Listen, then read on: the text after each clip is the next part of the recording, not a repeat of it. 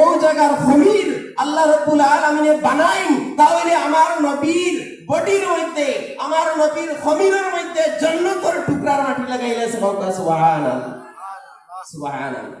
এখন একটু আগে আই, এখানে একটু ক্লিয়ার করিলাই।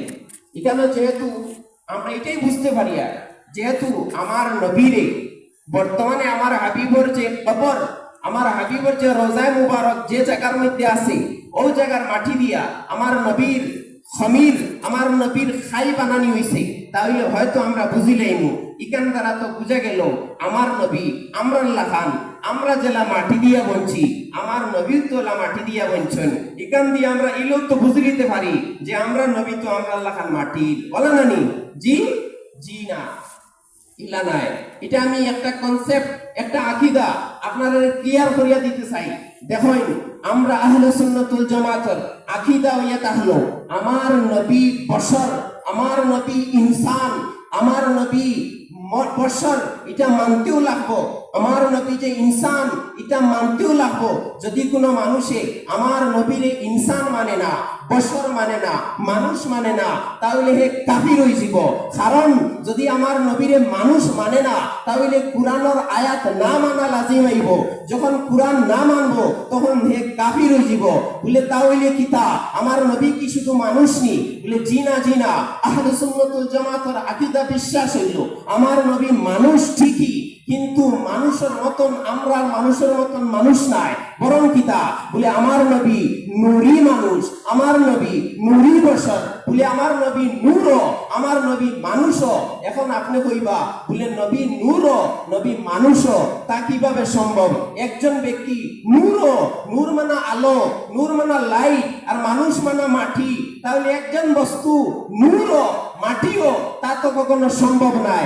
আমি প্রথমে আপনারা লজিক দিমু, দেখুন লজিকেও হয় ও দুই বস্তু একলগে পাওয়া সম্ভব হইতো নাই। যে দুই বস্তু এগু আরগুর অপোজিট হইব, এগু আরগুর বিপরীত হইব। যেমন রাত্রের বিপরীত এটা হলো দিন, এক সময়ে রাইত হইতো, দিন হইতো, তা সম্ভব নাই। তদ্রূপ ভাবে খালার বিপরীত হইল দলা, দুইটা একলগে জমাওয়া সম্ভব হইতো নাই, কারণ এগু আরগুর বিপরীত, এগু আরগুর অপোজিট। এখন আক্কা আমরা রাখি দইল আমার নবী মানুষ, আমার নবী নূর। এখন নূর এবং মানুষ এগু আরগুর বিপরীত নি? বলে জি না, জি না। মানুষ তার বিপরীত কখনো নূর নাই, নূর তার বিপরীত কখনো মানুষ নাই। কারণ নূর একটা লাইট, লাইটের বিপরীত এটা হলো অন্ধ, লাইটের বিপরীত মানুষ নাই। তাহলে লজিক দ্বারা বোঝা গেল যে নবী মানুষ এবং নূর হওয়া সম্ভব। সুবহানাল্লাহ, সম্ভব নানি? এখন আইন কুরআন থেকে দলিল, বলে কুরআনের মধ্যে সূরা মরিয়ম আপনি তিলাওয়াত করেন। সূরা মরিয়মের মধ্যে হযরতে মরিয়ম আলাইহিস সালাম আল্লাহর একজন ওলিয়া আসলা, আল্লাহর একজন ওলিয়া আসলা। আল্লাহ রাব্বুল আলামিন ফরমায়েন কুরআনের মধ্যে ফাআরসালনা ইলাইহা রূহানা ফাতামাসসালা লাহা বাশারান সাবিয়া। সূরা মরিয়মের মধ্যে আল্লাহ ফরমাইতরা বলে আমি হযরতে মরিয়ম আলাইহিস সালামের কাছে হযরতে জিবরাইলকে পাঠাইলাম। ফাআরসালনা ইলাইহা রূহানা, হযরতে জিবরাইলকে মরিয়ম আলাইহিস সালামের কাছে পাঠাইলাম, এবং হযরতে জিবরাইল হযরতে মরিয়মের কাছে তন্দুরুস্ত সুস্থ একজন মানুষ রূপে যাই হইলা। হোক সুবহানাল্লাহ। এখন আমি যে জিনিস বুঝাইতে চাই আর বলে নূর আর মানুষ একসাথে জমা হওয়া সম্ভব, বলে কিলা? এখন তো আপনারা কুরআন দ্বারা পাইলিলা হযরতে জিবরাইল হযরতে মরিয়ম আলাইহিস সালামের কাছে মানুষ রূপে যাই রইছেন। এখন আপনারা হক চাই ফেরেশতা হল নূর না মানুষ? ফেরেশতা হল নূর দিয়া তৈরি না মাটি দিয়া তৈরি? হক চাই ফেরেশতা হলার আসল কিতা নূর।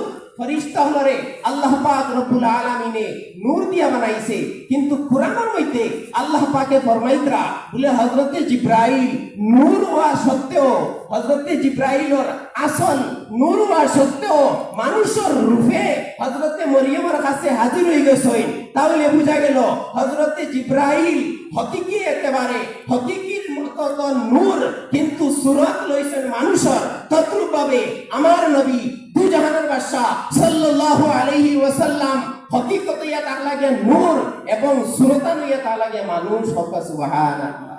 আমার নবীর হকিকত কিতা নূর এবং সুরতিয়া তাহলে গিয়া মানুষ।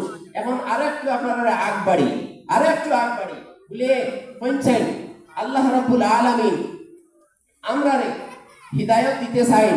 আল্লাহ চাইন আমরা নামাজ পড়তাম, রোজা রাখতাম, আমরা ইবাদত করতাম, আল্লাহর বন্দেগী করতাম। আল্লাহ চাইন কি না চাইন? কিন্তু আল্লাহু নূরুস সামাওয়াতি ওয়াল আরদ, আল্লাহ তো জমিন ও আসমানের নূর। আল্লাহ রাব্বুল আলামিনের নূর আমরা দেখা সম্ভব নাই। কারণ কিতা বলে আল্লাহ পাক রব্বুল আলামিনে তানোর নূরর একটু ঝলক তুর পাহাড়ের মধ্যে ডালিসলা হযরতে মূসা বরদাস্ত করতে পারছেন না, বেহুশ হইয়া পড়ে গেছেন। তাহলে আমরা মাটির বান্দা হলে আল্লাহর কাছে গিয়ে হাজির হইতে পারতাম না, আল্লাহর নূর বরদাস্ত করতে পারতাম না। কিন্তু আল্লাহ সাইতরা আমরা রে আয়াত তৌহিদের দাওয়াত দিতা, আল্লাহ সাইতরা আমরা নামাজ পড়িতাম। আল্লাহ পাক রব্বুল আলামিনে সরাসরি আমরার কাছে আয়া নেকির দাওয়াত দিতে পারতা না, আমরা রে নামাজের কথা কইতে পারতা না, এবং আমরা সাধারণ মাটির মানুষ আল্লাহর সামনে গিয়ে হাজির হইতে পারতাম না, আমরা আল্লাহর নূরের তাজাল্লি বরদাস্ত করতে পারতাম না। তাহলে আল্লাহ পাকের সাইতরা আমরা তৌহিদ লইতাম এবং আমরাও চাইয়া আল্লাহর তৌহিদ আনতাম। তাহলে আমরা এখন আল্লাহর তৌহিদ কিভাবে আনবো এবং আল্লাহ তানোর তৌহিদ কিভাবে দিবা? তাহলে বুঝা গেল মাঝখানো এমন একজন ব্যক্তি লাগবো যে ব্যক্তি আল্লাহর নূরেও বরদাস্ত করতে পারতা এবং মানুষের সুরত হইয়া আমরা কাছেও আল্লাহর বাণী দিতে পারতা। হোক সুবহানাল্লাহ। সেই ব্যক্তির নাম ইয়া তাহলে গিয়া মুহাম্মদুর রাসূলুল্লাহ সাল্লাল্লাহু আলাইহি ওয়াসাল্লাম। আর একটু ক্লিয়ার হইল, ফর এক্সাম্পল আপনারা চা খাইতে চাইরা, চা খাইতে হইলে কিতা লাগবো? পানি, দুধ, ভাতি এই সমস্ত লাগবো, আর লাগবো আগুন। এখন আপনারা শুনছেন আগুনের খাম হইয়া তাহলে গিয়া উফরে দি উঠা, আগুনের খাম হইল জ্বালানি, আগুনের খাম হইয়া তাহলে গরম করা, আর এদিকে পানির খাজ হইয়া তাহলে নিবানি, পানির খাজ হইয়া তাহলে গিয়া তলে দি যাওয়া। এখন আপনি চা খাইতা, আগুন ধরাইছেন, আগুন ধরাইয়া আপনি যদি ডাইরেক্ট আগুনের উপরে পানি দিলেন, খঞ্চাইন চা বনবনি না আগুন নিভি যাব? খঞ্চাইন চা বনবনি? জি না, চা বনতো না। তাহলে কিতা চা তো খাইতে লাগবো? বলে জি চা বনবো। বলে কিলা? বলে ডাইরেক্টলি পানি রে আগুনের উপরে না দিয়া মাঝখানে একটা পাত্র আনতে লাগবো, একটা তসলা আনতে লাগবো, এবং এই তসলার মধ্যে দুইটা কোয়ালিটি থাকতে লাগবো। বলে কিতা কোয়ালিটি? বলে এই তসলায় গরম বরদাস্ত করতেও পারত এবং এই তসলায় গরম উপরে দিয়ে সাপ্লাই দিতেও পারত। কারণ যদি এই তসলায় গরম বরদাস্ত করতে পারে না তাহলে জ্বলি যাব।